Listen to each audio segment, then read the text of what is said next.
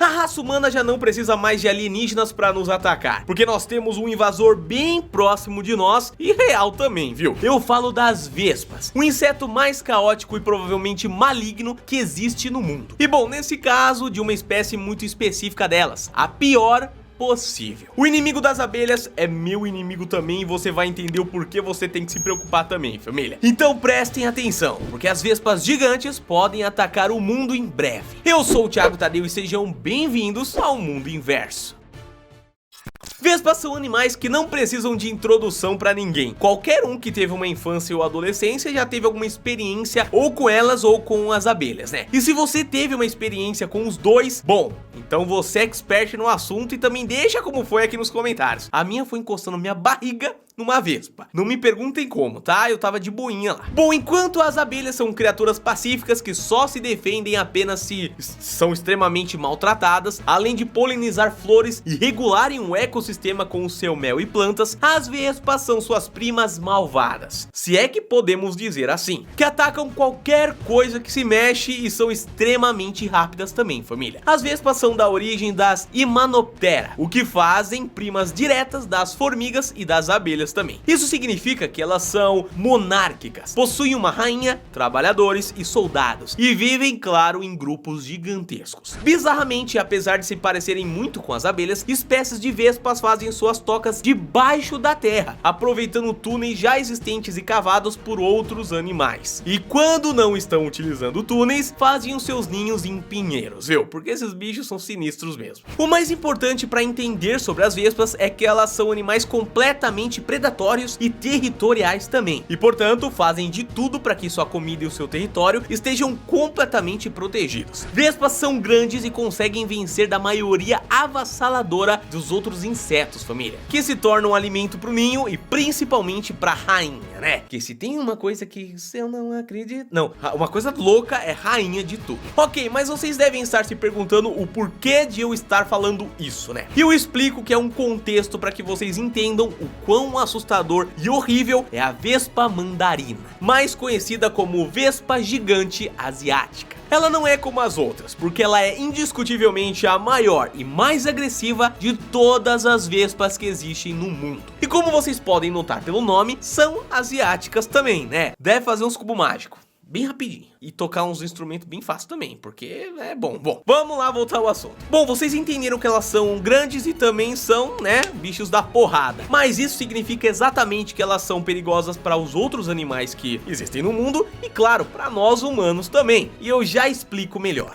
A vespa mandarina mede até 6 centímetros e tem um ferrão de até 6 milímetros. Por ser a maior espécie de vespa existente, ela é capaz de caçar a grande maioria dos insetos que convivem no mesmo ambiente que ela. E isso envolve a sua maior rival, as abelhas. Vespas são obcecados por conseguir mel e pelos abdômen das abelhas, que possuem altas quantidades de proteína e servem para alimentar não somente as trabalhadoras do ninho ali, como principalmente a tal da rainha, né? Que é responsável por aumentar a população do animal e expandir o seu reino. Poucos resistem à sua picada, inclusive alguns apicultores chineses e japoneses afirmam ser o equivalente a ter um prego em chamas enfiado na perna ou na pele, enfim. Olha que bagulho louco, né, família? Algumas pessoas que já foram picadas relatam que a urina delas saiu completamente preta após serem picadas ali, ferroadas, né? E se isso não é bastante para fazer com que qualquer um evite esse animal, ela é venenosa. Não só venenosa, muito venenosa. A neurotoxina que a vespa mandarina injeta através da sua picada se chama mandarotoxina. Não é, ao menos se você for picado por apenas uma delas, o bastante para fazer com que você seja imobilizado ou até morra, tá? A não ser que você tenha alguma intolerância, algum tipo de alergia, enfim. Já que essas duas coisas dependem da quantidade de toxina que entra no sangue, na sua corrente sanguínea. Mas elas são sim letais. E a vespa mandarina mata até 50 pessoas por ano, viu? Nós não vamos considerar as pessoas alérgicas aqui nessa quantidade, tá? Já que pra elas apenas uma picadinha de nada, de um filhote ou de uma jovenzinha, seria o bastante. Nós estamos falando de pessoas normais, sem alergia, sem nada, tá? No auge da vida ali.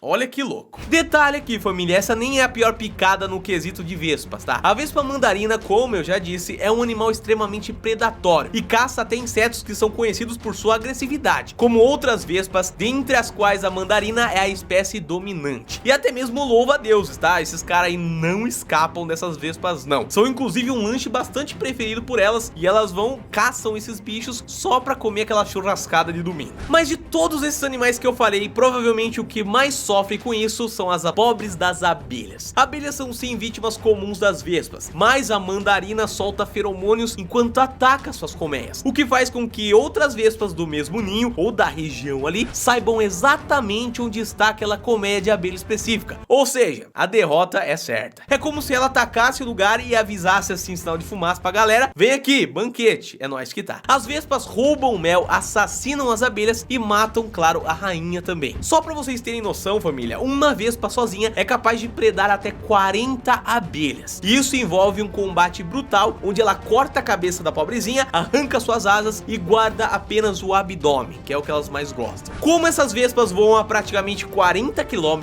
por hora, poucas delas ali conseguem dizimar uma colônia colmeia, um bando inteiro de abelha, viu? Dentre as abelhas todas, só existe uma espécie que é capaz de combatê-las. E olha que a parada tá começando a ficar mais séria, né? A evolução é a responsável por fazer com que as abelhas sofram na mão das vespas, mas nesse caso específico, a verdade é outra. Lembra quando eu disse que as mandarinas emitem feromônios que alertam outras vespas que elas encontraram ali um ninho de abelhas? As abelhas japonesas, chamadas de Apis-cerana japonica, são capazes de detectar esse feromônio, e quando elas o percebem, elas armam uma armadilha brutal. Primeiro, elas permitem que a vespa entre ali na colmeia, como se não fizesse nada, né? Enquanto emitem os feromônios, claro. Quando ela entra, as abelhas voam velozmente em sua direção e circulam o animal, envolvendo o predador completamente. Sem saída, tá na enrascada. Mesmo sendo um animal gigante em relação às pequenas abelhas, a vespa mandarina é incapaz de combater várias abelhas de uma vez só, e por isso ela é facilmente controlada por sua rival. Mas não para por aí não. Quando as abelhas percebem que a vespa está completamente sob seu controle, elas começam a vibrar seus músculos de voo violentamente, da mesma forma que elas fazem para aquecer a colmeia em situações mais frias ali. As abelhas são capazes de aguentar 50 graus Celsius, mas por má sorte, a vespa é incapaz de suportar a alta concentração de calor que emana na vibração ali do corpinho das abelhas. O calor do corpo dessas bichinhas, mais a alta concentração de dióxido de carbono, sufocam completamente a vespa, que após alguns momentos é completamente tostada como num fogão, família, literalmente. Ao fazerem isso, as abelhas japonesas matam um predador e impedem que outras vespas descubram sua localização, e portanto ficam a salvo de outra invasão por pelo menos algum tempo.